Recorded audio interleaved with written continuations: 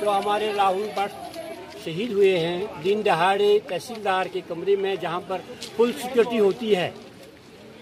और हम तब से बड़े ये अफसोस की बात है कि आज तक इसका कुछ पता नहीं चला और हम गुट गुट के मर रहे हैं। 2010 से जब से इन्होंने वो बनाया पीएम पैकेज, वो सारा फेल है, फेल है।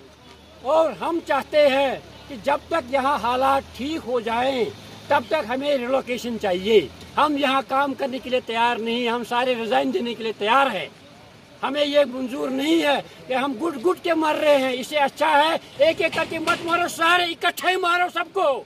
अगर आपको अभी तसल्ली नहीं हो रही है, सबको इकट्ठे मारो, हम तैयार हैं, मगर गुट गुट के एक एक मत मारो, मत मारो। ये टारगेट किलिंग बंद करो प्लीज प्लीज।